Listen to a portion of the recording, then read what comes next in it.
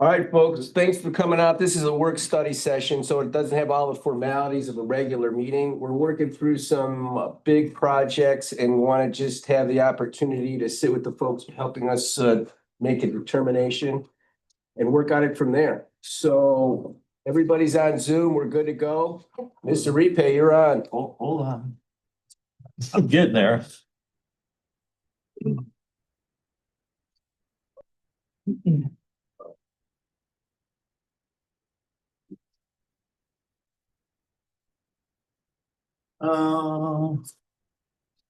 Michael, are you on or no? Should I talk slowly? Talk slowly. All right. Where do you? I think who's gonna be on first? If it's in first.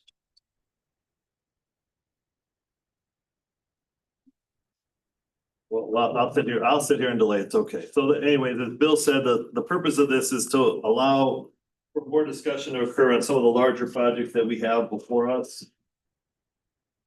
Three items that we have tonight are the Kennedy Avenue Bridge, which originally started back in, give you a brief history, 2015. When we originally put out an RFP for the bridge. There was 7 submittals. It was down to 3, and then ultimately DLZ was chosen at that time. We had a group from Hammond, Highland, the Visitors Authority, us, and Garcia that chose the design that you'll see once it's up. So just to give you history on the Kennedy Avenue Bridge, it was originally built in 1955. It was redone in 2006. Life expectancy for a bridge is between 50 and 75 years.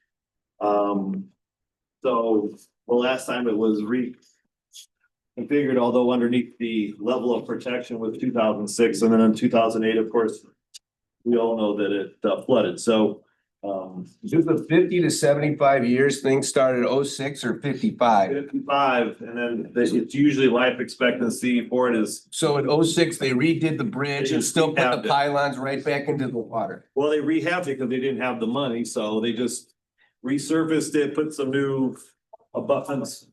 And that starts the whole, that starts the clock. So that doesn't necessarily, so I asked Dwayne from Lake County, and I asked him, so is that another 50 years? He goes, not necessarily. He goes, that could alter it by additional traffic or some other factors that do it. So I did ask him if that Kennedy Avenue was in their, eyesight.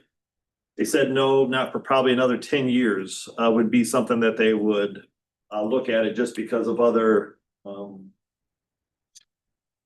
more important bridges that they've got to deal with. So it's in good condition or relatively good condition. For our purposes, it's the lowest spot in the flood protection. And I think I shared with you some minutes from previous meetings in 08 of how the Army Corps designed some of these bridges and how they didn't look at long-term of how to offer protection. In case in point, they gave Gary 55,000 sandbags to throw during an event. And we've we've eliminated more than half of that. When we raised Harrison, when we raised Georgia, when we raised Clark, when we got rid of the panels at 35th Street. So with that, did you log in yet? All right, so we have DLZ here, we have Dean Butt, who's the city engineer for the city of Hammond. I believe, I don't know, yeah, we have Mark from the town of Highland Public Works. So if there's any questions, you guys have seen the plans. He'll show you some more pretty pictures when he logs in, and so you can ask whoever you need to ask, whether it's Hammond's opinion on doing it as a piecemeal project, meaning maintaining flow of traffic always at least north and south one direction. I'm sure Nicole would appreciate that since her office is nearby. Or why aren't you taking it down completely and doing it in one shot? So best I can filibuster at this point. Got another hour to go. They talk about IU football. We could talk about No, it's not. No, all right. We can talk about Andrea and Bishop Knoll.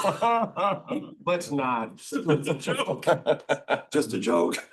What's going on there? Eighties. Yeah, That current affair. hey, as a Bishop Knoll person, I don't. You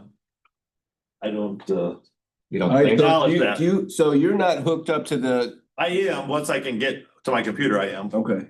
I'm sitting So over there maybe today. while we're waiting, just to do the aerial and kind of have what the rendering looks like and let's go. I mean, Well, you can give me a second here. who's gonna do that? Well, it's gonna be the engineers that are gonna be doing that right now, so. Let's start with that. All right, let me, I'll get The that. only thing I'm thinking about this is when we raise this deck up. It's gonna take me a little bit to load here as well, since it's a Short. decency lot. So Highland's here, Hammond's here, so that's both sides. The only one that's not here that's impacted by this bridge is INDOT, right? County? County. Trying navigating. County, Icy day. county has been, Snowy day. they've been apprised of what we're doing. They've commented on some of the things that we've done, and I think those have been all incorporated in the design. So. I'm getting the plans up right now. Who's from DLZ? Yeah. Mr. Cometh is right there. It's his first day. Michael? So if you have questions, Michael's in the hot seat then? yeah, he is in the hot seat right now, although, Does he know this? yeah, he does.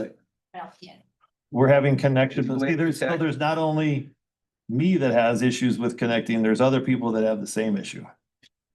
Mr. Chairman, I have a Oh. prepared statement. and I There you go. Need to Sure. kill some time. Be great. I appreciate it. It's a filibuster. Okay. So I wanted to make sure I got all my salient points in, so I wrote it on paper, just. Chairman Baker, Director Repay, Commissioners and esteemed guests, thank you for the opportunity to speak in support of Kennedy Avenue Bridge Replacement Project. I come to you today on behalf of Mayor Thomas M. McDermott Jr. in the city of Hammond. As city engineer of Hammond, I fully support the project and recognize its critical importance to both local mobility and regional flood resiliency. The Kennedy Avenue Bridge is a vital north-south corridor connecting neighborhoods, businesses, industrial areas across Hammond and Highland. Unfortunately, recurring flooding of the Little Calumet River threatens repeated closures of the bridge during high water events. These closures disrupt traffic, hinder emergency response, and create significant economic and safety impacts to our community.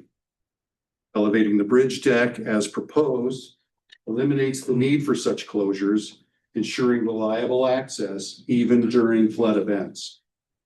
This improvement aligns with the Commission's mission to enhance safety, flood control, and economic vitality throughout the river corridor. The project includes a new tunnel structure to provide a safe trail crossing of Kennedy Avenue as part of the Little Calumet River Trail System.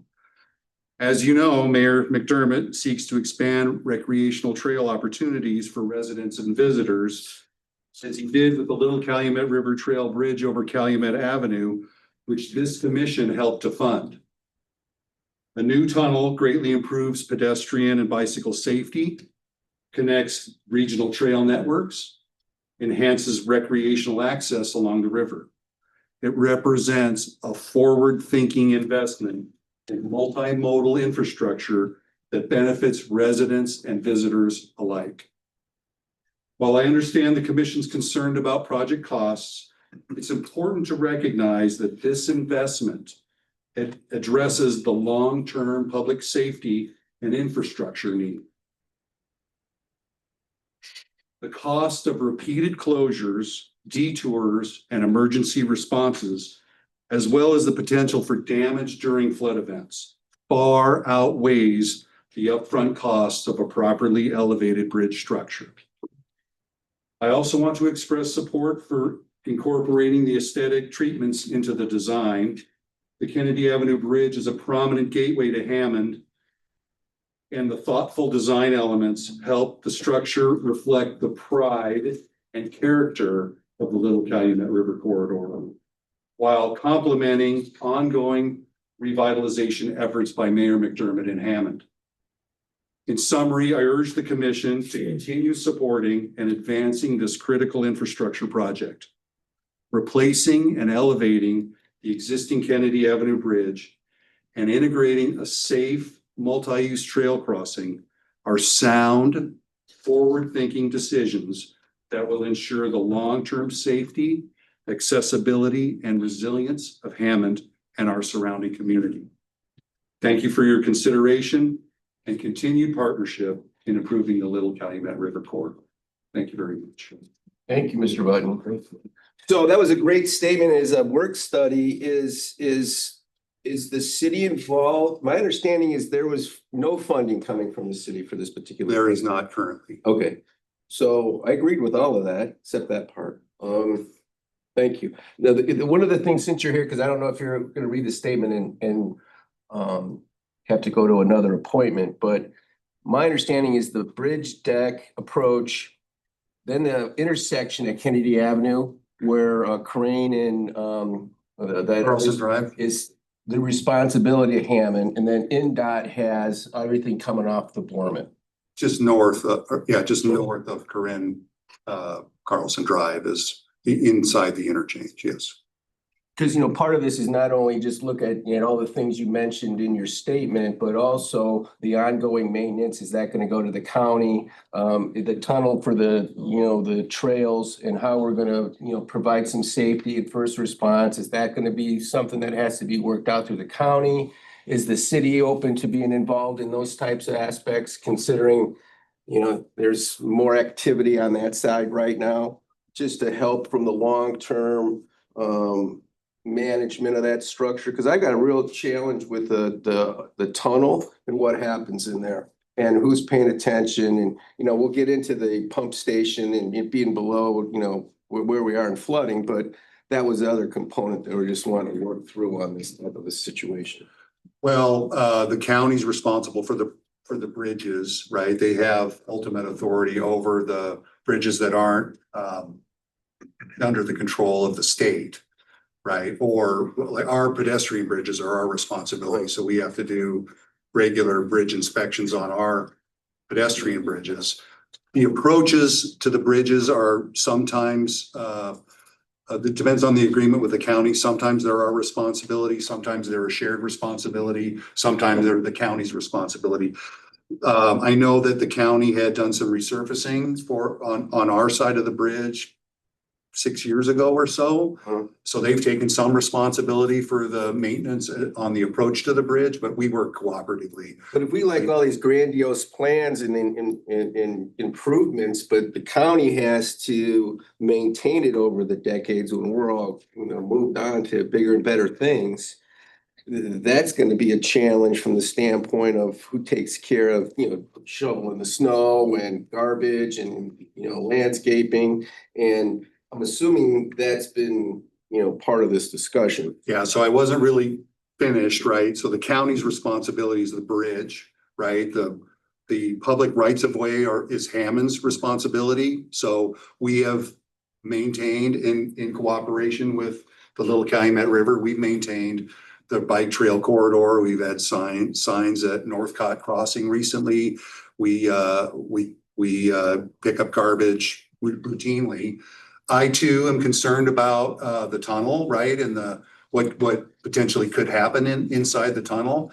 But we have been deploying video surveillance in various parts of this community. And so I would think that our police department would be willing to, if the infrastructure was available to us, we would certainly provide video surveillance for our police department to monitor and control. We've been asked similar requests on bike trails. We have a project through NERPC to build a bike trail, the Marquette Greenway between Kennedy and Klein, just north of the Indiana Toll Road. They've asked for video surveillance in that location. Now that trail hasn't been constructed yet, but that's a remote area and we're very concerned about public safety in remote areas. So I think the city would very much look forward towards working with the commission on those improvements.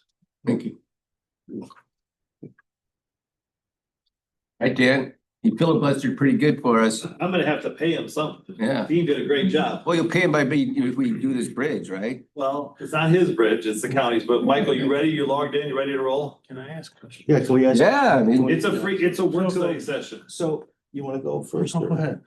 is it gonna be on the bridge or is it gonna be to the city of Hammond? It's on the bridge. Okay, well, And let, concurs, it involves City Hammond too. I mean, you guys, Dean kind of mentioned a few things that we had some concerns about and questions. Right. I think the approaches was one of them. Who's gonna be maintaining those things? And it looks like there's gonna be some kind of intergovernmental agreement between Hammond and that. That Well, it'd be this county. the county. The Okay. county and Hammond will have an agreement on what transpired. Michael may have the details on that. He may be more familiar. I am not offhand. But we've been working cooperatively with county throughout the city, doing joint projects. I think there's an agreement with all the commissioners that, public safety, it's a great approach to resolving that issue with the bike path and going under the bridge set over us and integrating it. Michael, I just had a few questions before. Are you gonna present or can we ask questions before or after? according to Dan, this is just, we can start. Now, Michael, introduce yourself. So you're on the hot seat, so. I'm sorry, the way it works is if you have questions, because you guys have already been privy to all the plans. Yeah. He has the plans in case you have a particular question. I forwarded your questions that you gave me this morning to him. He Okay. may or may not be prepared to answer all of them. So yeah, you just ask questions. There's everybody here. Hammond's here, Highland's here, DLZ's here, and we have spoken with county, so. And they've weighed in on their opinion on the bridge as well, so. Yeah, Michael, I don't know if you had a chance to review my questions. Reviewing the documents. Looks like the latest version of the documents were 9/15/2025 and cost estimate, schedule of prices that was issued to us for review sometime August 18th, 2025 with your potential cost estimate, or is it probable cost, or is it schedule of prices that you had there? It was 17,711. That was our 17, I'm sorry, 17. That was our estimated cost based on the scope of the work of the project. So typically, and maybe Dan knows the question, or maybe Michael, you know the question, do you typically then add in, the administrative costs for a cost estimate for a bid? And I really didn't see the bid form in the project manual, but do you typically then add in contingencies, contractors, insurance, bonds, and then into that cost estimate? Because right now we're looking at 17,711,000, but in addition to that, the contractor is going to add in his overhead profits, contingencies too. Was there a plan to add in contingencies to this construction? But so we're asking these questions because this is probably one of the largest investments the Little Calumet River Basin Commission has been part of. What we're using is the NDOT specifications, so they're the prevailing spec, and the way they establish their estimates on the way the spec is set up, it's a unit price bid. Yeah. So you have unit prices and quantities. We calculate the quantities and they insert their unit prices, and those unit prices include all of these items that you had discussed. And it goes out to bid and the contractor inputs his quantities or unit prices. Right. And they come up with their schedule prices and their cost estimate or their actual bid. Correct. And this is going to be a schedule price, basically a unit price bid for this project, right? Correct. So looking through the manual, I didn't see Hold on that. a second, Robert. Michael, go ahead and introduce yourself and who you represent and do all of that kind of stuff. So people that are watching out in the universe can have some idea what's happening. Absolutely. I'm Michael Cummeth. I'm the Director of Bridges for DLZ. I'm sorry, Robert, go ahead. Thank you, Michael. So, so I just want to kind of clarify how that bid form is going to look. And you're saying NDOT's going to put that together, or I'm sorry, yeah, NDOT's going to. NDOT is not involved, but I can pull up the bid form. It was in the specification. It's in project manual, is it? Yeah. It it's was. very extensive. Well, I saw that. I didn't see the actual input of information. I saw the schedule of prices.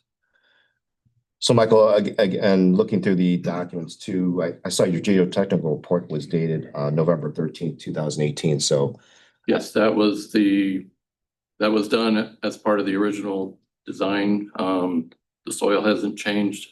Understood. So, Typically won't, but have there been any amendments to Inside that? the levy it has. there have not been any amendments. There was, So you're going off the strictly that design, and that's what your structural engineers took to develop the foundations and it looks like you guys are using the H piles that's to correct. develop the approaches and the abutments. That is correct. That's what basically your cost estimate's based upon too. I'm sorry, Mr. Button, is Kennedy Avenue a truck route here? No, No, no trucks. it's not a through truck route. It can be, and I can't speak to Highland, but I assume it's the same. NDOT, thanks to Highland in cooperation with Hammond, they posted a no truck sign on the exit from 8094. But obviously deliveries are allowed. Thank you. Do they access the beyond Oxbow? You've got that light industrial area. Usually they come in from Klein Avenue Klein, because it's okay. much closer to that, although the approach to both directions are quite long. Right. But So we don't see a lot of trucks coming through Oxbow Landing. getting back to my original question, so is the bid form going to include those additional costs that the contractor will put into his Those bid? additional costs are already based on the way the NDOT spec is put together. All of these costs, overhead, profit, insurance, bonding is all included. So it's all in, the it's prices. all in the unit prices, okay. Sir. And looking through the documents, looks like there's a date of commencement of work of April 1st that was established by whoever. Say the bids come in and we have to hold those for a certain amount of time. If that goes past with a contractor, then is there any escalation, I guess, built into that cost estimate? It doesn't look like there is. We do not have anything built in there for escalation. So you're gonna typically you ask the contractor to hold his price for a certain amount of time, 60 days, 90 days? There are provisions in the specifications that the commission has the right to hold bids for 60 days. 60 days, okay. I did check with local contractors. Their wage increases don't kick in typically until June 1st. First. Yeah. And most of the work would be occurring after June 1st. Anyway, even if they did start in April.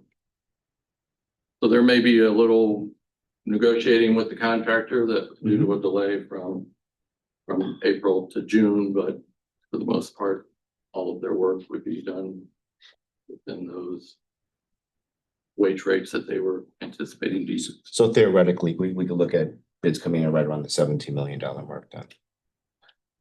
Hopefully, We are hoping. market conditions Yeah. set aside. I mean, it's a complicated job, but the market has changed quite a bit.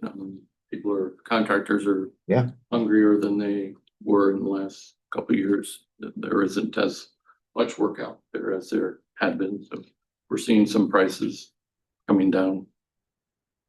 Interesting. People bidding things more aggressively. Maybe that's a better. All the way. COVID money dried up, huh? So getting along with a couple of the questions regarding the drawings on your schedule of prices and cost estimate, you mentioned artwork panels. So you have 16 of these. And I couldn't find them on the plans. Maybe they're going to be near the approach and these circular paths that lead down to the tunnel. The art panels, I think you mentioned the quantity was 16. Yeah, they're on each corner of the approach. And just to give you some history, back in 15, this was gonna be the gateway to both Hammond, Highland for possible new development at their public works place. And so that's why there was a need or a call for a dressing up of the actual bridge. And These are the.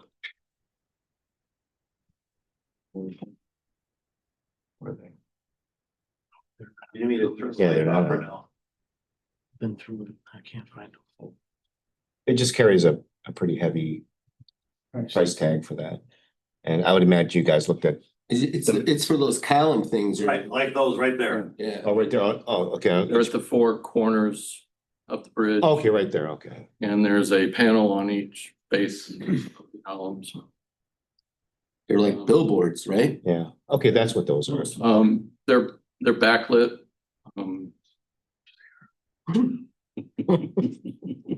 Okay. Pretty fancy. I'm sure the county loves that. So I have a question for Mr. Repay. Yes, sir. How many days has the Kennedy Avenue Bridge been obstructed by barriers due to potential flood? Since 2000? So where we've closed it down, where we closed it completely down, Yeah. How many days? 10, 15 maybe. Yeah, probably each time we do it, it's 5 days just because it takes all the buildup and then bring it down. Does that include the practice? Isn't 5 days? No, not the practice. That doesn't include the practice. Practice we generally schedule, which we have to do every 5 years. We do that at night. We do that at midnight. We coordinate with NDOT so that we don't have any traffic coming at us. That's I don't know, 4 or 5 hour operation just to close it down. So wait, you're saying since the flood, there's been 10 to 15 days when we've closed down Kennedy Avenue Bridge? You're saying specifically for dry runs? No, specifically for an event that Okay. when it reaches 598, that's when we are instructed to do it. That doesn't include the partial closures when we have to cut out a blockage where we limit traffic going one way in each direction so that the contractor can work and pull the trees or whatever out of the thing. So when his question is completely, I would say 15 days probably, and then practice runs are a couple hours. You know, we've done it twice now, and we're due for a third time here soon. I have a couple other questions about The details of these panels are on sheet 142 plan set. going through the project manual too in the bid form. Is there a comprehensive schedule how this is going to be phased? I saw your MOT plans and how they're going to be, basically incorporated with the rerouting of traffic. Is there a kind of a schedule of how this is going to be phased and what shutdowns and how traffic is going to be diverted in those phases? As the main traffic plan, details all of that out. Basically the main phase is to build the 1 day. southbound half of the bridge first. That is supposed to be, the schedule for that is to be done before the winter, 6/27. Through the winter, AT&T is relocating the telephone cables that are embedded in the existing bridge. And then the following year in 2027 would be the second half of the bridge. There are some sub phases within each of those two main phases where we're restricting traffic to local streets. Okay. And with only a few exceptions, all of the traffic is moving and we have access to all local businesses and local roads throughout the contract. There is one period where we do need to restrict the road going into Carlson? What's the one road? Carlson Drive. Carlson Drive? Is that what you're kind of, It would be an overnight kind of closure. The contractor would have limited time that he would be able to keep that road closed. Prior to that, you would need to notify the businesses within that complex and coordinate a schedule so it's I guess that was another one of my questions in your project manual, Article 3. You mentioned cooperation with public utilities. You mentioned the AT&T duct bank and that, but there's also a huge NIPSCO component in the public right of way. as part of our design, we coordinated with all of the utilities. AT&T, since they're in the bridge, that was a significant effort. So coordinated the phasing to accommodate them so that AT&T is not out of service at any point. Okay. And that switch over would be 6/27. And then IPSCO, we've been coordinating with them as far as relocating their lines and minimizing any. Right now, there aren't any outages proposed. There is some period where lines may have to be de-energized. If there is an outage or if lines are de-energized, we coordinated with NIPSCO and they will back feed power so that no one is out of power at any point during the construction. That's a couple of my questions about, basically power disruption or shutdowns to the community residents or businesses along Axel Park, right? And then maybe that's a question I had too, is typically how is all that broadcasted out and how is that perceived by the businesses? Do you guys usually have a community meeting to let everyone know the kind of the phases and when these shutdowns are potentially going to happen? And how is that broadcast? How is it going to be broadcasted out to the residents and community businesses in that area? We can certainly do that on social media. We've been pretty good with getting the word out to our residents and The visitors. businesses, yeah. Yeah. Because that does impact a lot of businesses, their hotels. So Most of the communication goes right from the contractor to the property owner. okay, We're certainly, if it's the local properties that are affected, they usually hand out notices on behalf of the owner of the bridge or who is the owner of the project, which would be the sport. I would say that with regard to NIPSCO, they have reached out to the city to ask us to relocate their primary power to a lot that is owned by the Redevelopment Commission to the east of the bridge, between the roadway bridge and the pedestrian bridge. So they are working on plans to relocate their primary power. And we don't, as Michael said, we don't expect any power outages that would be visible by the local businesses. To stay on NIPSCO, let me add, I mean, some of those renderings, Michael, are showing overhead lines. With all this NIPSCO stuff we're talking about, there's still gonna be overhead lines? When we were doing these renderings, NIPSCO was still on the west side of the bridge. Their relocation plan is now showing that they would locate to the east. They That actually eliminate did- the overhead lines then? I mean, I don't know what. They would still be what's on overhead those lines, drawings, but so- they won't be up against the bridge like they are now. They would be further to the east. Will all that work be done before we start? That is the plan, yes. All right, Robert, is that it on your list? There were a couple more items. I think reading through the manual, it looks like there needed to be some re-edits and just before it got out to bid, there were some dates that needed to be changed. And I would recommend that you guys go through those. There was a couple items I saw that were dates of April 5th, 2019. I think that's when maybe that project was going to be originally bid and they just need to be modified, updated. Caught that after you made us aware of it, and that will be adjusted. Yeah. Yeah, just again, scan through. We don't want any conflicts or discrepancies in the bid. Yeah, and you have liquidated damages on A9 at $1,500 a day. And I think B4 lists them at $2,000 a day. So there's a discrepancy there. Thank you. We'll get that addressed.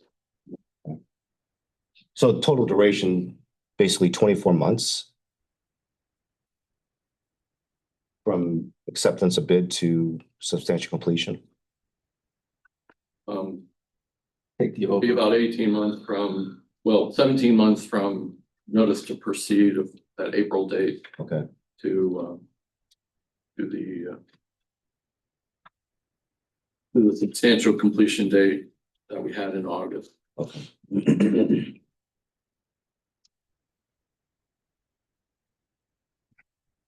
That's all I had, Bill. Commissioner. Can I ask a design question? So the new bridge deck's gonna be approximately 4 feet higher than the existing one? Right? Actually, it's quite a bit higher than that. Okay. I think we're closer to 8 feet higher. Are you, there's that, you got a short porch there from, is it Corinne Drive? Yeah. Like 6. So can you, Yes, I'll call it a short porch from Corinne Drive onto the Kennedy, coming from the north, Avenue. going south. the access road that leads to the Wendy's and Yes. the visitor center and everything else. Are you concerned about the rise and the run there? our plans are addressing how raising all of the roads work. That's what the phasing of the construction is, where so that we can raise Kennedy and raise those side roads, Corinne and Carlson at the same time. The phasing will be done so that they're at least may be able to maintain one and two lanes of traffic through those intersections during construction. So wait, maybe the whole intersection and both roads that are going east and west off that intersection are being raised as a part of this? Yes. How far are the roads going into the developments being raised? I know, that's a long run. We might as well do the whole thing. I can pull up the plan. I don't know right off the top of my head, but It goes back near, So Highway on Brewery, both I think. sides. we're probably looking at a couple hundred feet. Because the intersection is being raised about. Do you have any concerns about the approaches that specifically go into the Wendy's, which is right there? When you're coming up that high? Actually, the Wendy's is actually higher than quite a bit. Yeah, you go up and then you go down and then you go up. Okay. So it will be less of a, it's by Right Brewery where you're gonna have the biggest transition, right? Starting there. well, he said the intersection is going up 2.5 feet and I'm gonna filibuster for him while he looks up the plans. But it's 2.5 feet, so then you'd have to just figure out what the percentage of slope needs to be from 2.5 feet back into the development. Your calculator, Dan? To the curvy road. I went to Ball State, so that didn't happen. Pretty significant. They sit up higher than that though.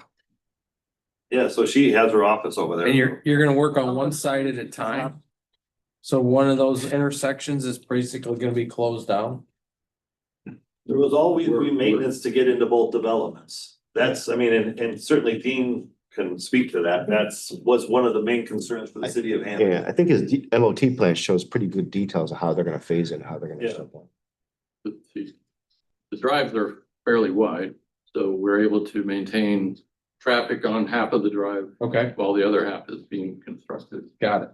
You won't be able to cross over from Corinne to Carlson though, The because Oxbow, yeah, the road will be shifted, so. right. You know, if you want to get into Corinne Drive, you'll have to come from the north, and if you want to get into Carlson Drive, you have to come in from the south until all that gets adjusted. So these plans show the limits of the work on Corinne. Wendy's is up here and this is the drive into Wendy's, this is the drive out. This is the entrance into, was it Cracker Barrel? Oh, that's SSCBA. Visitor center. Is this the elevations? 27 feet, 34. No, it's five. So the bottom one. Five. The profile, look at the profile, you can see that. 2%. 96, I think, is at the graded. So I the follow dash line is the because I'm existing drinking. grade. we're about 2.5 feet. 596, Dan, I know that number.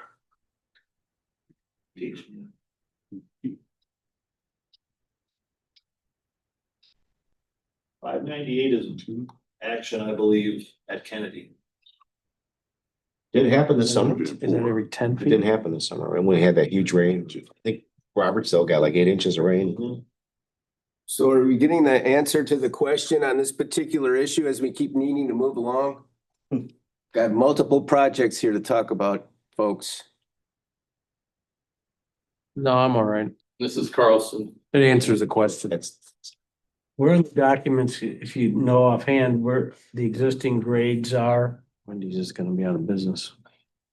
It shows on the profile. The existing grades here, the dashed line in the image is the existing grade and the heavy line is the proposed. What page are you on? It looks like it's 42. 42. Yeah. Hotels. page 40. So Dan, what's that equipment that the car ran into this summer?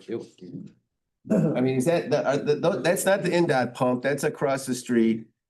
That's the outfall for, I believe, the Kennedy Avenue ejector, right? And Okay. it comes from the Clover leaves in Kennedy and 94. So all that equipment's getting reset as well, then I would assume. No? No, it's gonna stay where it is.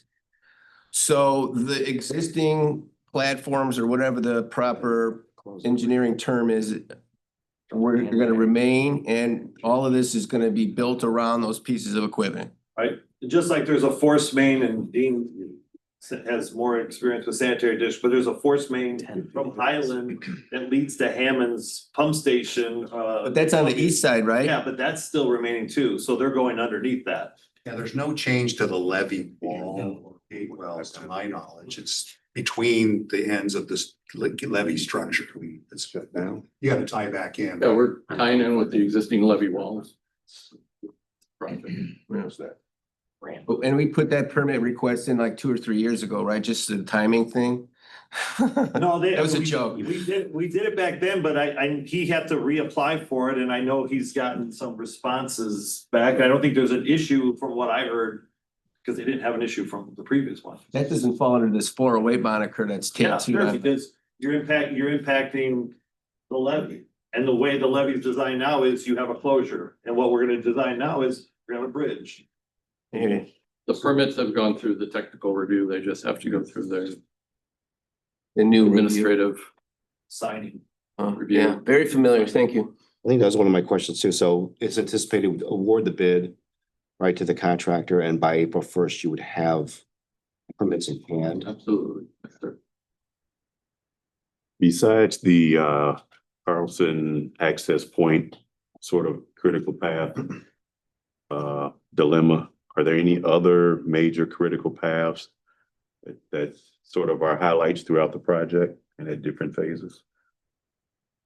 Well, the AT&T lines are a critical element. We have to build the first half of the bridge first, and then there will be conduits hanging on there. AT&T has already relocated to manholes to the north and south of the bridge. So once that, the contractor can work in ancillary areas, but he won't be able to work on the bridge or the road until AT&T gets out of their existing conduits and into the new ones. Once that is done, the contractors can then work on the second half of the bridge. Then getting in there, so critical path is getting the first half built. The next item is getting AT&T moved, and then the contractor can pick up the second half of the bridge. But as far as intersections, Corinne and Carlson, Highland has enough space on their side not to be impacted. Okay. The approach isn't gonna impact their public works. They can always reroute public works around the backside, as opposed to they have a entrance and exit on the north side, East side. you know. I won't speak for Mark's on the phone, but that's that's the only issue on that side. I have one more question. So our next project is Optimus Park, right? So on these plans, it looks like it meanders, the approaches meander to something that's going to join in. So have these two projects coordinated that joining point or that coordinating point? You've had discussions with the other team or any I coordination? don't know what's coordination, like, because it coordinates on the backside of the Yeah, pedestrian trail. So they're not really, If you go to I don't know, Pull up the aerial. yeah. So it looks like the approaches in the circular. Be a great segue too, Robert. do it that way. What we don't want happening, right, is we have various elevations and there's gonna be some alignment. Mike will tell you that the tie into the levee at Kennedy on the south side or on the north side won't impact the trail and how it connects Here, to Robert, the look. boardwalk. Yeah, because not to interrupt, but the Wendy's is a private parcel, so that sits between what we're talking about and what's owned and where the SSCBA owns Optimus Lake stuff. So this Optimus Lake, see that dotted line, Oh, that's look. basically the parcel here. This is that, But I'm looking at this bill, how this pathway after the tunnel either goes up toward Kennedy or kind of goes down into the levee system. It goes into our existing trail that we have. And it's about, I would guess, 500 feet or so before it goes down again and connects to the boardwalk. So there would be no There's no coordinate. conflict. where's all that equipment? Is this the Two equipment? engineers, it would tell me otherwise. Right. You know, so that's gonna be the, This is what I'm talking about. Yeah. There's joints. See ya. right, All see. So it's gonna be like right here. Yep, Get an honorary and then the degree. boardwalk is on the other side coming in. They're showing this. Right on. Something that's. Right on. State. Anything other Right there. nefarious that can be done. You know, That's a college campus. There is just difficult to get to. All right, that's, I had, how could you say Any other questions for Michael on the Kennedy Avenue project? And that's if the. thank you, Michael. Yes. Thank you, Dean. So my question then is gonna be to you, Dan. So you said 10 to 15 days for rain events since the flood, so 17 years. So talk about the 3 total occurrences, just for easy math. What do you think, putting a dollar figure on, $500,000 for that closure? I think that's what we agreed upon. So each time this scenario happens, it's gonna cost $500,000-ish. Obviously it goes up, except now evidently Michael's telling me prices are going down. That's good. Yeah. Let me quote you on that, Michael. Maybe a little bit less than maybe a little bit less than $500,000, but you understand. After you put the closure in, you still have to secure it, and because drivers don't pay attention, people run into things. No, and I understand, and there's a lot of safety concerns. There's a lot of people that need to be involved when one of those events happens. So, $500,000's fair number. yeah, okay. So, since the flood, we're looking at a total of 1.5. Just looking at the risk reward here, I get the, part of it, but if this bridge isn't supposed to be replaced for 50 years, makes it very interesting. Because in my opinion, if that's the only occurrence, when was the last time it occurred? Was it since they opened up the quarry and that whole thing got streamlined, let's put it that way? I think it was 22 or 23. Was when the quarry came out or The when? quarry came on at like 21, 22. Okay, And so we had one occurrence since that time. Just for and you guys all know this and I'll just reiterate it. This is the lowest spot in the thing. We did Harrison Avenue and Gary. Right. It wasn't the lowest spot. This is the lowest spot and probably the first spot we'll have to deal with. I always thought it was Northcott. That's what. Northcott was the lowest. They built a siphon bridge that the Corps didn't certify. We close it anyway. it anyways, just because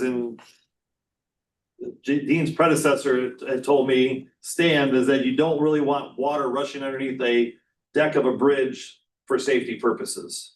I hear So you. we close it for safety, not because we think it's gonna overtop. We just would rather not have a vehicle on it.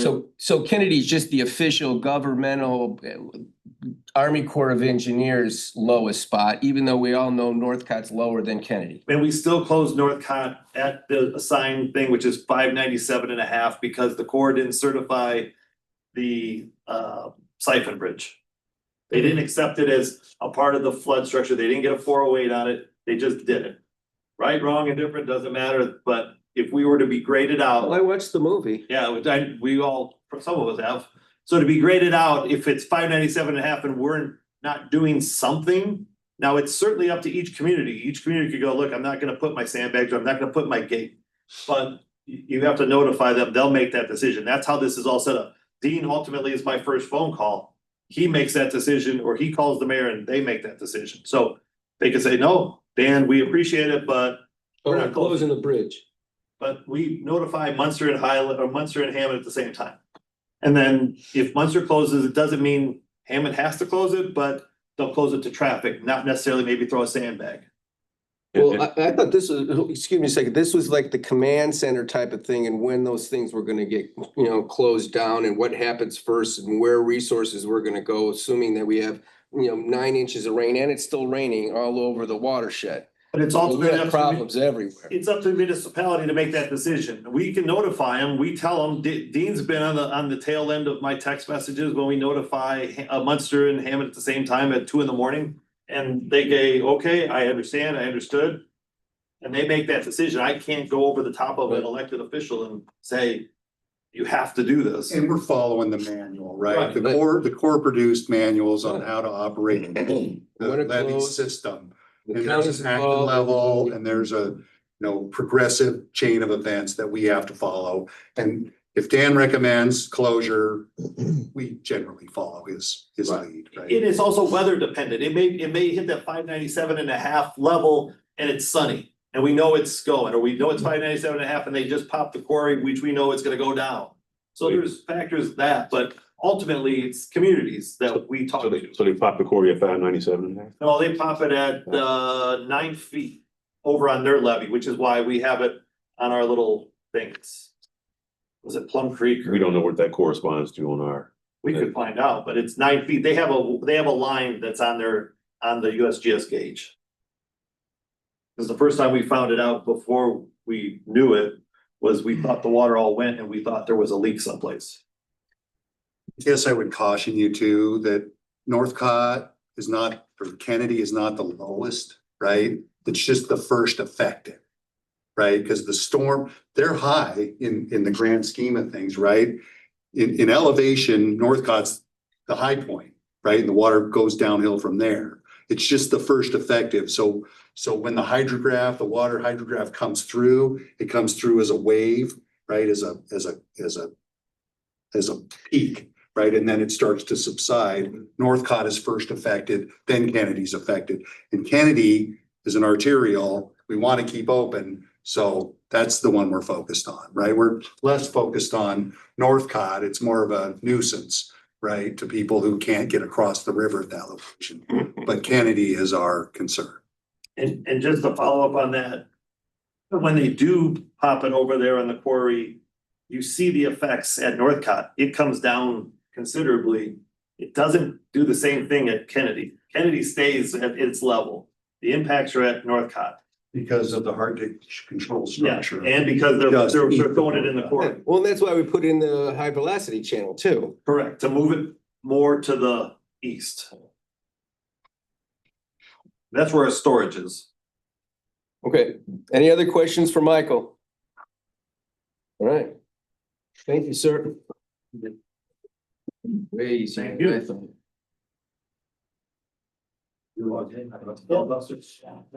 And so the next project that you guys can question is the boardwalk that is at Optimist Pond. We own the pond. The city of Hammond, SSCVA had come to us a while ago, maybe over a year ago, and asked us to do it.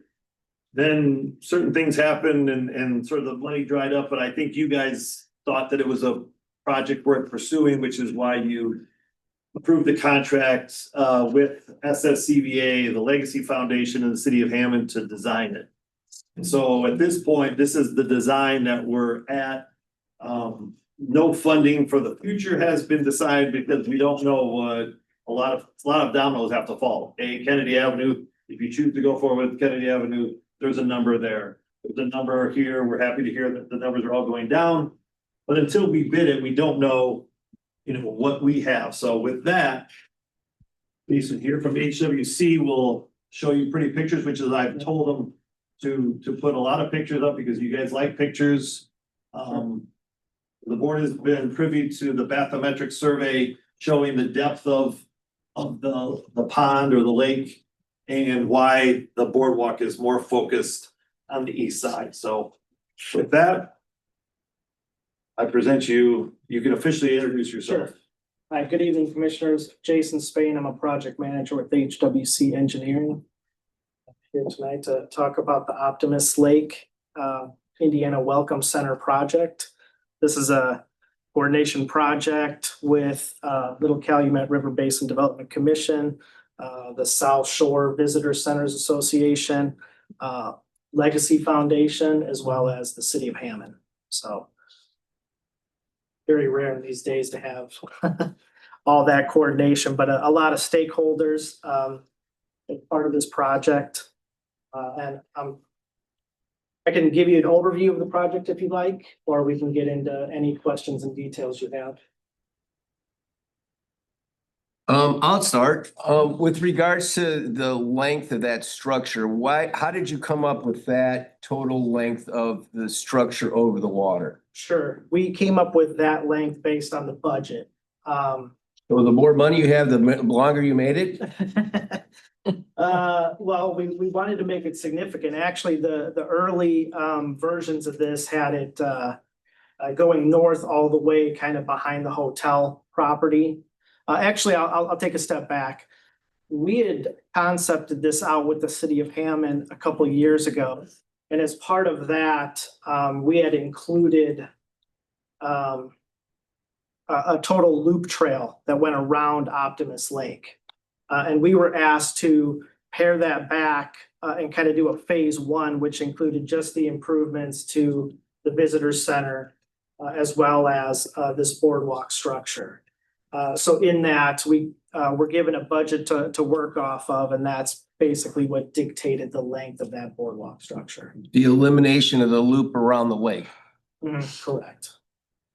So wait, I thought we were the only ones funding it. Is there near local with SSCBA and the city of Hammond? So all three? All right. SSCBA Legacy Foundation, City of Hammond. Does that, SSCBA applied for a legacy grant, they received the grant. So that's how you get all three of them plus us. Right. So we're paying half of it, they're paying the other half jointly, collectively. okay. And that's a different agreement, Ms. Bennett, than what we would need as far as the maintenance of this structure? Correct. So who's that? Who is that what gonna be with the SSCBA? That's correct. Between us and the SSCBA? Correct. Is it- Nikki's here for the SSCBA. She can, I mean, you can come from my mouth or come from hers. Well, I'm sure she loves this, but I mean, They're on board with doing the maintenance of the project. and my question is there been a draft, Nicole, of that particular agreement and how that works? Of a maintenance? Yes, the interlocal of after this fine structure is all there and all the bright lights burn out and who's doing it and taking care of it, that kind of thing? No, until that's finalized or until, right, the exact details of that are bid to see what the extent of that is gonna be and then constructed. Well, assuming that we're close with regards to this project, I think we're close to being able to at least have an idea of what's happening and where it is and how that's gonna be a factor. Because at least from my perspective, that's a big deal. Because building it's real easy, taking care of it's not so easy, what I've learned. I will interrupt, I'm not gonna be the attorney today, I don't have to be. But if verbally, we've all agreed that SSCBA is gonna be responsible. We don't know what you're gonna do and you can't decide here right now. But until that gets awarded, we can't, I'm sure she'd love to bill us for it, but I don't wanna have her work on a document that isn't gonna be of any value. To you, I get it.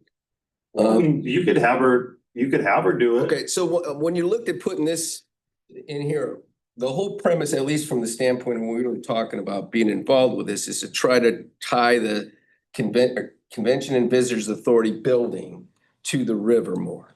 As opposed to making it more of a thing for that, visitor center to bring it more down. Now, I've learned that, where those trees are on your rendering right there, Jason, it's very deep out in that part of the lake.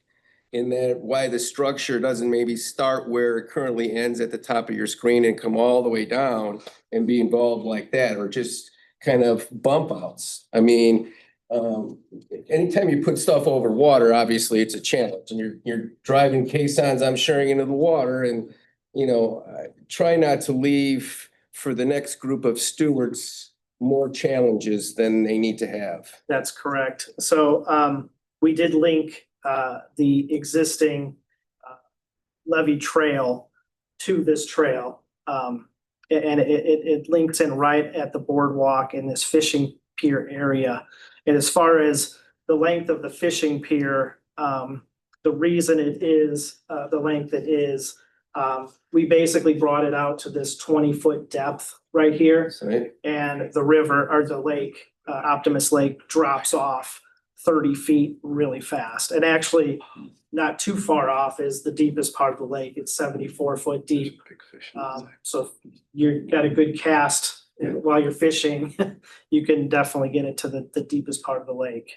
So that kind of drove where we put that fishing pier is we wanted to make it before this big 20-foot to 50-foot drop off. Was there concern in how far you were off for land to be able to walk out in onto the boardwalk? Because once you go over water, whether it's 5 feet or 15 feet, you're still over the water Yeah, it's just the at Optimus Lake. it's just the depth of the we're using helical piles on this project. So, it's just more expense, the deeper you have to go with these, actually, let me see if I can find it. I don't know. Yeah, I mean, I'm not suggesting to go deeper. I mean, that doesn't make any sense. What I'm suggesting is the possibility that you look at having it closer to the shoreline, so it's not so deep, but yet more out towards the water component of it instead of looking at the dang big building and water. And try not to put stuff in the water. I was thinking more if it was gonna be coming from an anchor from the actual land as opposed to putting stuff in the water. But, I'm just Yeah, happy to be part of the team. it's a precast boardwalk system and it does go all the way along the shoreline.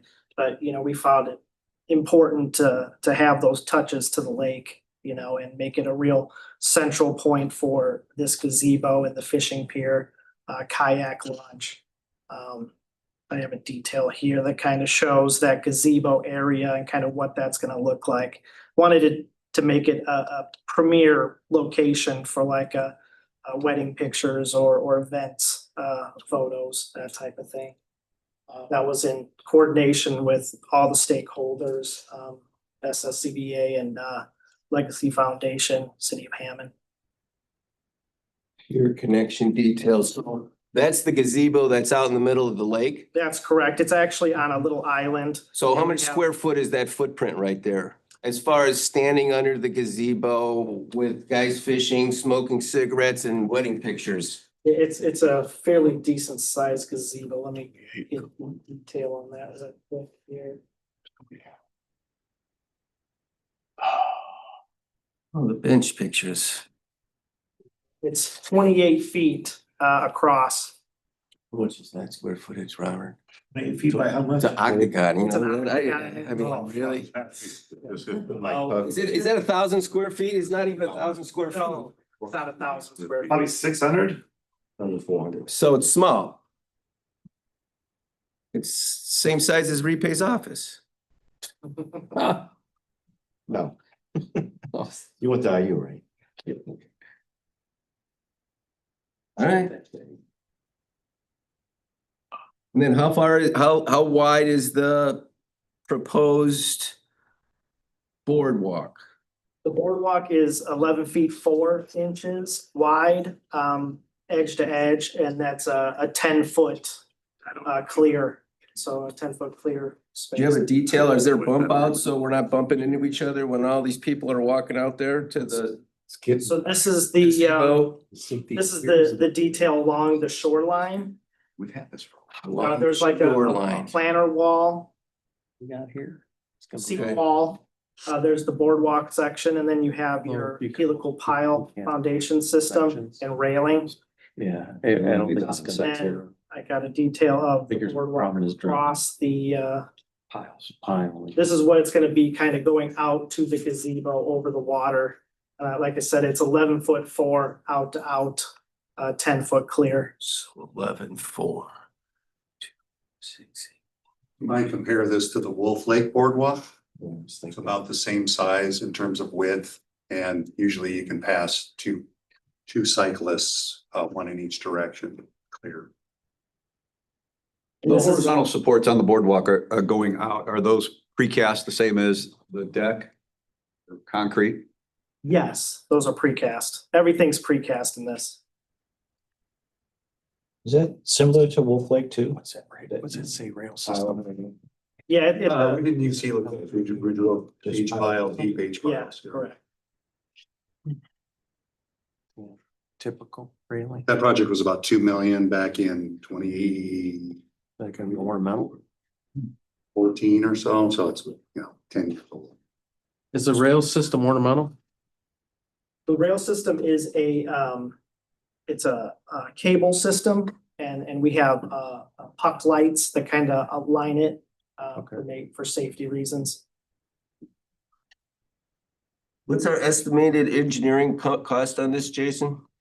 So I have it right here. Our total construction cost is $4.148 million. That includes the 15% contingency as well as a 10% general conditions, which includes mobilization, demobilization bonds, insurance, et cetera. And then we have, soft costs as well, as far as the design, engineering, permitting. I suspect that we're just under $5 million for the entire project with hard costs and soft costs with contingencies. Mhm. When we go fishing. So, Mr. Button, how long did you say the Wolf Lake Boardwalk has been up and operational? I started with the city in 2016. I want to say it's probably 2013 or 14, so it's 11 years. So 11 years, and it's concrete, so we're getting to the point where it's time to start doing the maintenance. How's that been holding up? Is anybody, Wonderfully. is there kind of some kind of coating that's going on the concrete, or?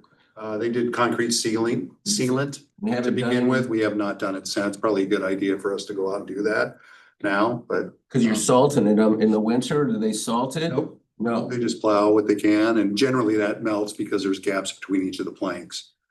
So it doesn't hold a lot of snow, but.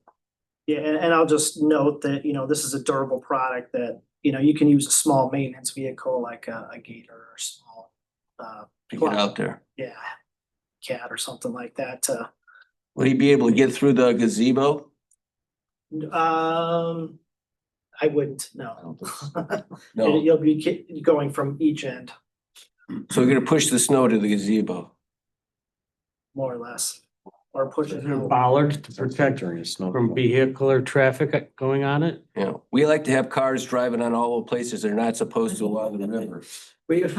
We actually have a light pole on each end of that. So, and they shouldn't be able to access on the backside here. That's what we thought. Your driveway ends, So thanks. Welcome Center's driveway ends. They'll find a way to get an ATV or something on there, so. Possibly, yeah, you're correct. The horse. So how are we gonna prevent that? Or is that? In Northcott, is there a sign? No horse. Like I said, we have light poles on each end to block off that entranceway. We can look at additional bollards if we have that concern, What's the average depth of the water above, below the boardwalk? Sure, get to that real quick. So.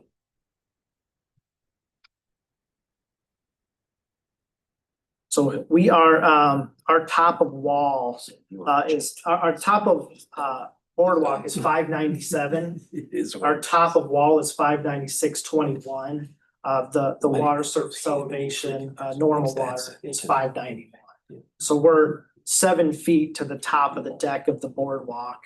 And it's not even 12 inches thick, so we're above 596 for the. Well, no, I'm referring to the depth of the water below.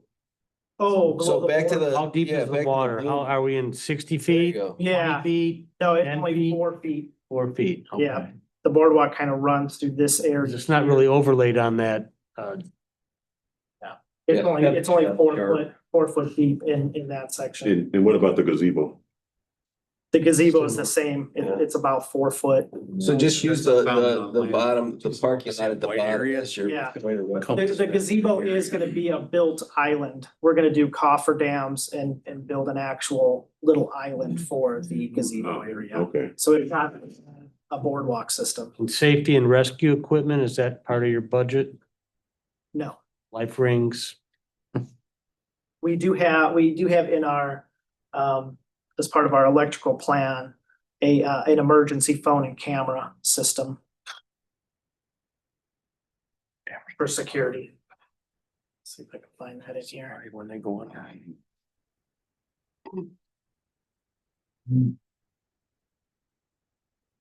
This, yeah, it's a blue light emergency phone column. We're planning on putting out on the site, which has an overhead 360-degree camera. Resources. Are those gonna be also on the walkway down towards the river? No, this is just one single unit that's gonna be on land. So is the details for the boardwalk, let me ask it another way. I'm thinking about from the river to, what you're calling the fishing pier, Jason. That detail, is that included lighting, the same lighting that's behind the SSCVA? Is there No, we are not proposing any lighting on that section. There's parking lot lighting already in place through that section.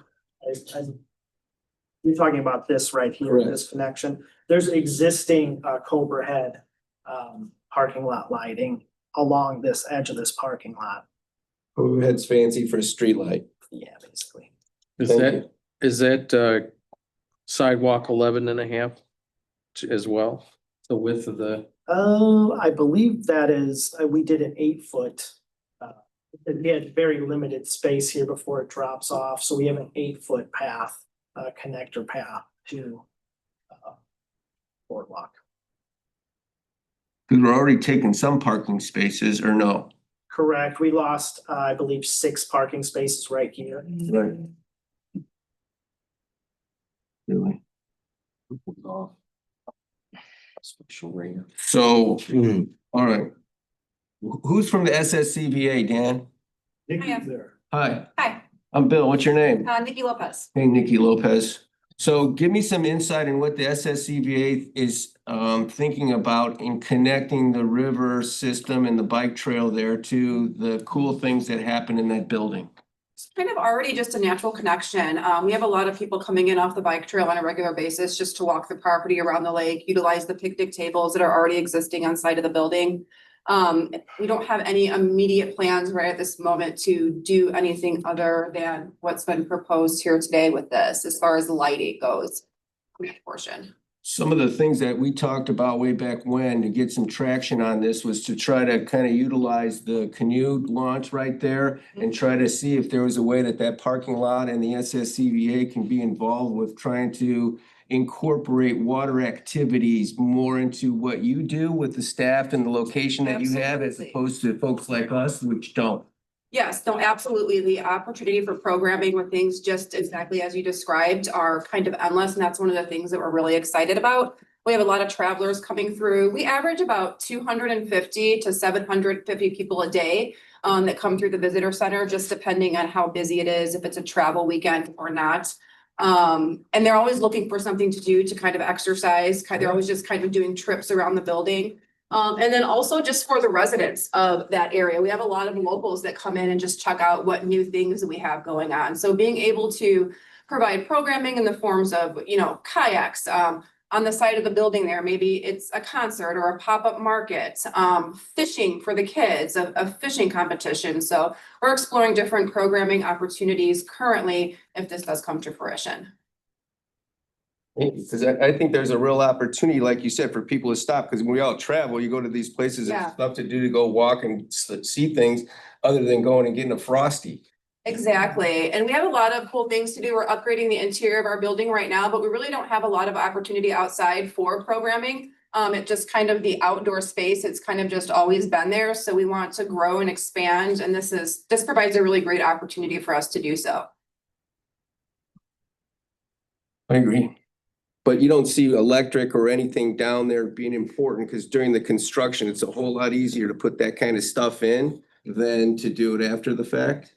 And we're already doing a big project. You put some electric down there or something that helps on what the vision might be for that space in 5 years. If this thing all turns into a cool thing and you can go from Wicker Park all the way to Bellevue, then that's another stop along that process. Heck, anymore, it's from the Monon to Bellevue. I mean, that's a good bike ride, and they have stops along the way, like they're doing it in segments just like before. But I think that the SSCBA has a real opportunity, and all those 700 people that show up there, what do they say about getting to your building coming off of Kennedy Avenue? I mean, it's fairly easy. We don't have very many complaints. We have complaints about 8094 getting, driving on the highway, but not really getting off and getting into our parking lot. We're kind of reprieve for multiple travelers. I have to say, I was shocked when I started working there to see how many people actually came through on a daily basis. The numbers kind of were astonishing to me, how many people utilize that space. Not only, like I said, travelers, but just residents alike. We have a lot of regulars, just for lack of a better word, that come in, check out the exhibits, are always walking around the lake, walking their dogs. We get a lot of people off the trail coming in just to grab something to drink or take a break. Thank you. And I'll just note, we do have intensive lighting throughout this whole area. We have uplights for landscaping. We have pedestrian lights.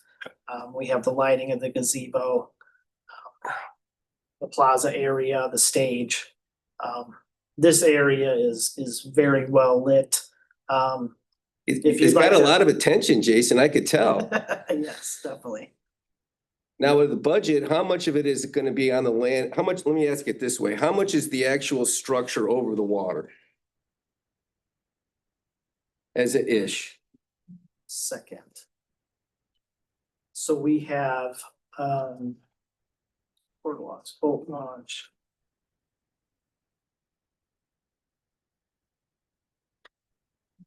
Oh, the island and the gazebo all in, On the boardwalk. in the boardwalk, so. Yeah, this whole is $2 million for boardwalks and the boat launch and the gazebo. Thank you.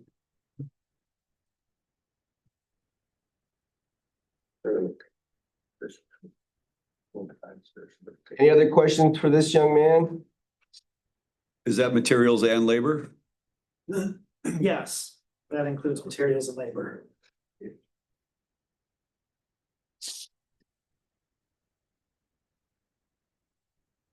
Hey, Dan, Yes. what was the ask? Or Well, we got the Legacy Foundation, we got the Visitor Center, and then us. So we were are we 103? And they're the, design. yeah, for the design, and they're the balance of the 103. What about the construction? We Has anybody haven't, we asked? don't know what it's gonna be. We're waiting. If you guys wanna award it or bid it out, then we're gonna see and we're gonna have to figure out. I thought everybody was gonna cry poor again. I mean, it's a $5.7 million project. Yeah. I can't, all I know is we didn't get to that point. We just wanted to design it first and then come up with. But you have the commitments from the other participants. We're half, we're 50% and they, We're on design 50%, they're the remaining 50%. We didn't even talk construction, just like we didn't talk about maintenance, because if this thing stops right here, then we spun our wheels. So we wanted Next to, time though. we wanted to design it first, and then you guys make the decision, and then we could move to the next phase.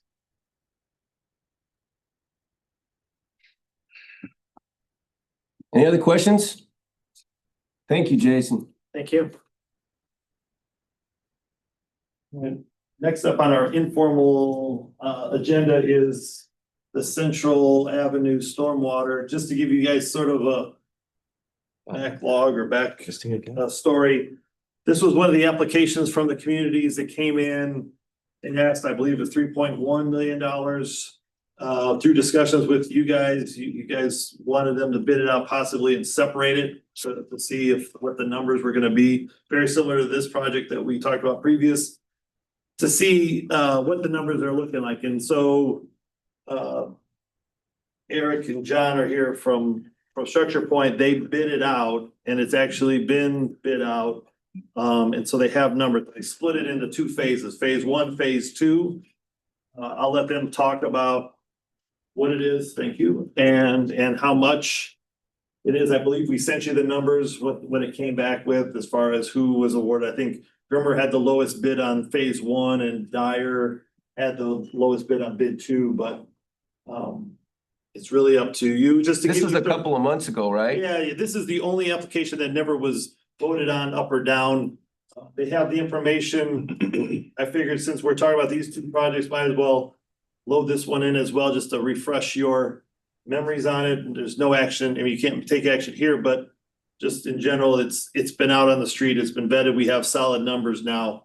And so, oh, Brian, oh, there he is. Sorry. Brian's here as well. Didn't see him on the line. So anyone that has particular questions, you can ask. Can we pull it up to see again what we're the drawing or something? Yeah, let me see if I can pull it up unless John has something there. Let me see if I can. As much as I like looking at that young man, I like to look at the project specs or something. All right, you let me know if once you see the map. You might have to let me in.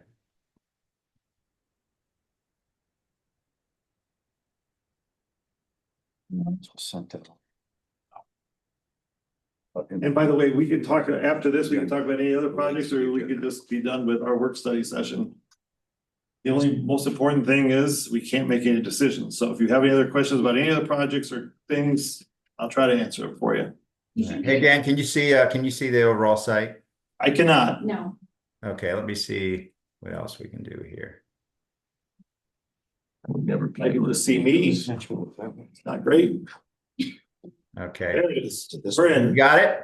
you want us to Yeah. turn off the lights? Can you see it? Or are you good? I'm good. All right, so as I mentioned, this project overall was divided into two different phases. That's one reason kind of drove the cost up a little bit, just with the uncertainty if we're gonna award both phases or just do one phase. So phase one started down here at Deep River on your left. It went through some private property, went through the woods, and it went along 25th to Vermilion. Now, this project came out to for, Grimmer for 1.8 million. And then the phase two was going to start here at the intersection of Vermilion, head north, and then finish along Central Avenue. Now, that project, phase two, came out to be 2.6 million. And the reason is we kind of divided this project up that made sense, where if only phase one was awarded, it made sense to stop here at the intersection of Vermilion and 25th. That would easily allow the next phase to jump in there and to take off.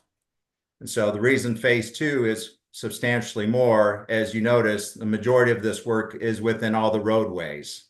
So we got pavement restoration, sidewalks, traffic control, everything else, versus phase one, which is really a lot through is just undeveloped areas, a lot of yards, not a lot of pavement repair, not a lot of traffic control.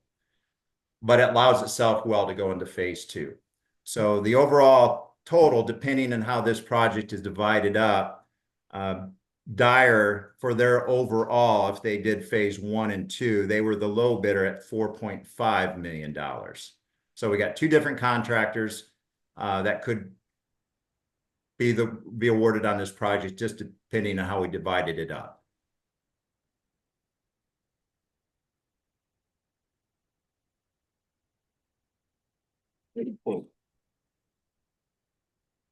So is there anyone here from Lake Station? Structure Point is representing Lake Station. But no one physically from Lake Station. I think you guys have the ability to speak on behalf of Lake Station. Yeah, Eric Wolvers and I represent them as their on-call city engineer, so. If there's any other questions beyond what Brian has presented, I can do my best to answer those as well. So right about at Union, maybe it's just south of 25th. That's the water treatment center somewhere in that area. Correct. But we're discharging to the river. We're bypassing the treatment center. I thought the original proposal was you guys were going to the water treatment center. Why did I think? You would never. This is all stormwater. Yes. So that's a water treatment facility for drinking water. Okay. And I should clarify something on here so there isn't a confusion. One thing the city did have, because there is a sanitary sewer that extends through this wood that is very in close proximity to the proposed storm sewer. No clay line. We were worried that's going to be damaged during the construction of the storm pipe.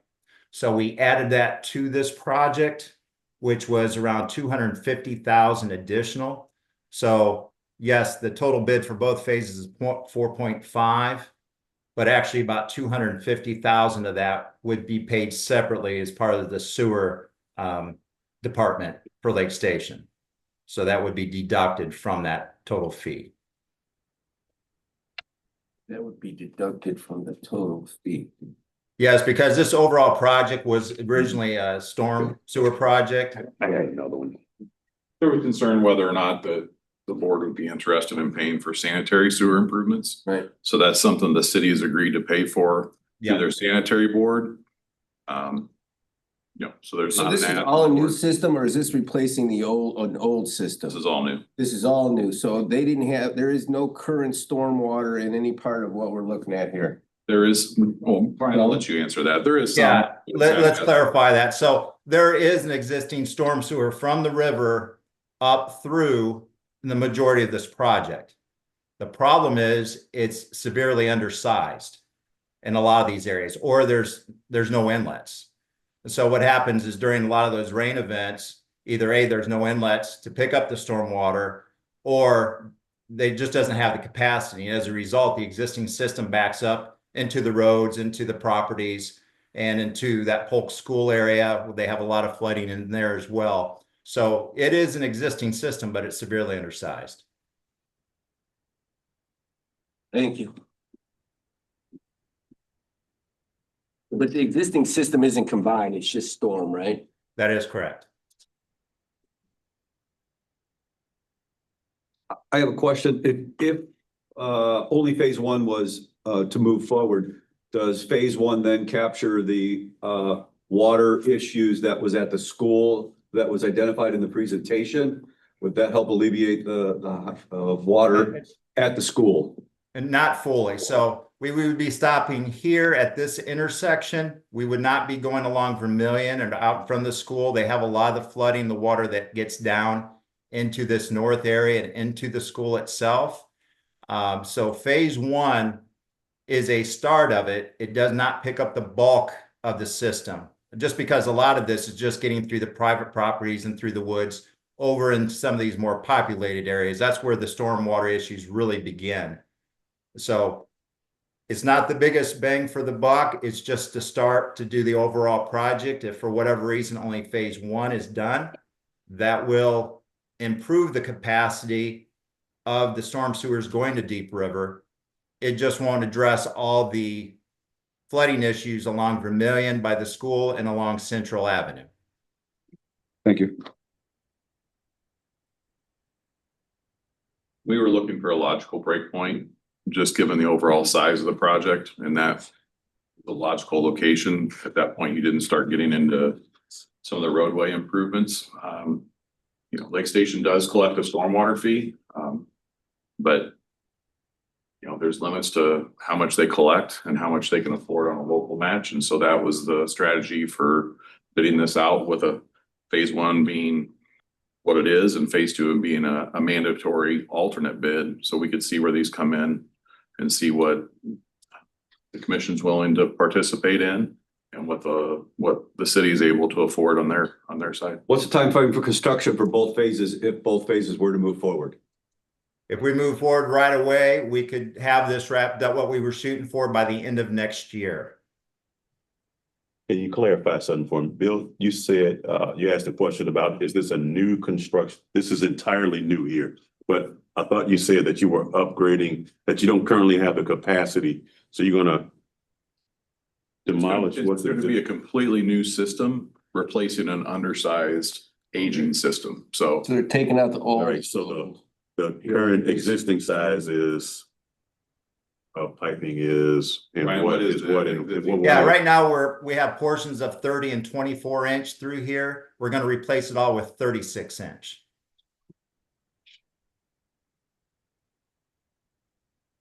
But in terms of, the plans are 100%. So subject to decisions made by the board. I mean, it could go out to bidding shortly. The next step would just be make sure we secure our permits, and then we'll be able to go to construction. You've already bid it, right? It just needs to be awarded. Correct. How long can you hold it legally before you have to, because from our standpoint, to make a decision on that, so how long can you hold it? Brian, we put in 60 days, correct? I believe so, yes. Dan? 60 days from when, do you know? October 20th. October 20th? Well, that's the bid date. Bid Okay. opening was the 20th. It says October 20th. November, Yeah. December. The end of the year. Dan, 100% of this water flows west, flows east from here where discharge is at? Or there? It goes, and then it comes back around. I'm sorry, can you pan out? What were you I don't saying? think that's a slide, I think. Oh, Yeah, it's just a. That's Central Avenue, so it's sort of, that's before the confluence. And then as soon as it hits the confluence, or as soon as it goes past the Rock Riffle, goes to confluence, as soon as it gets past Central, then it makes a hard right or east to Burns Ditch. okay, so it goes west first. West-ish, yeah. West-ish. Okay, then it meanders and eventually make And the hard. it's north and then it then hits the confluence and then hits a right after the railroad tracks Okay, past, that's central. And that first phase 3 is a 36-inch? Correct. You didn't contemplate anything bigger than that? It works well. We did a couple different things. We got some different slopes on the pipe. We also are using a PVC material. So with the steeper slopes and the PVC material, we're getting a lot higher flow rates than the old clay and RCP pipe. this, It's at a pretty steep slope. We've got energy dissipators at Deep River, so Yeah. it has a good capacity. comparatively speaking, is there a number that you guys can throw out in terms of the slope difference from the existing to what you're proposing? I don't have that right off from memory. Okay. I can get you that information, but Yeah, it'd just be interesting. We looked at some of the slopes earlier from some of the other designs when Mike presented and some of the others. So I have a question. How many roads are in an event right now impassable? As far as during flooding events? Yeah, during a flooding event, how many roads are impassable? Well, we do have some flooding down through here. I wish we had all the old slides. We had all the flooding pictures. We had this area up here. This is the real nasty one, Central and Union. This is that funky turn in the gas station. We have flooding in this area all the time. Now, this will also be part of phase 1 that we're going to be doing improvements in this area as well. There's really hardly any I'm inlet. asking a specific question. How many roads are impassable during an event? Any? Yes. I would say 3. How many structures are impacted, the actual building, not the surrounding ground or anything? How many buildings are impacted during an event with actual flooding in their home or business? I think for this whole area, and I'm going to go, we had over 50 total. And that included this area down to the south, which all feeds to this storm sewer going to Deep River. So all of this area ultimately goes through this juncture here. And because we don't have good drainage and it backs up, this neighborhood gets directly impacted. when you say an event, that really depends on the size of the event, Right, right? I So, understand 2008. yeah, so it'd be way more than the 50, but in a normal 10-year event, you know, we're looking at over 50 structures being impacted and Yeah, and it several was a 10-year roadways. event that we looked Thank at. you. Mhm.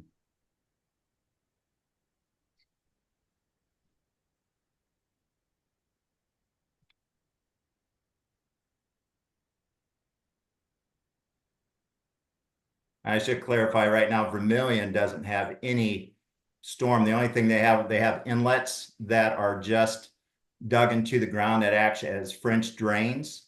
So there really is no storm sewer down Vermilion, just inlets that just capture water, then let it go out through the sand.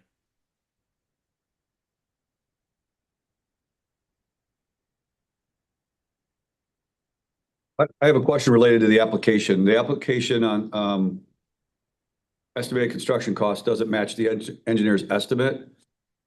Does the application then need to be updated to reflect the dollar amount if we were to choose to move forward?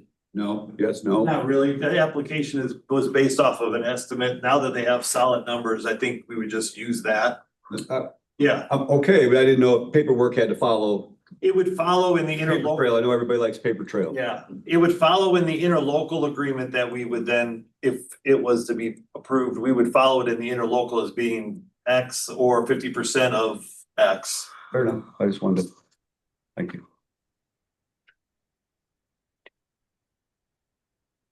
Dan, how many other communities came to us looking for dollars for a project of this nature?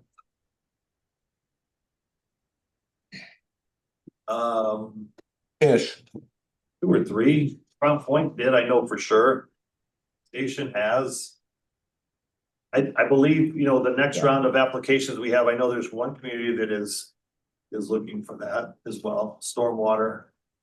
Because once we go down the path, I mean, we've had this conversation before, being a work study, now we're gonna look at a litany of communities that have combined sewers.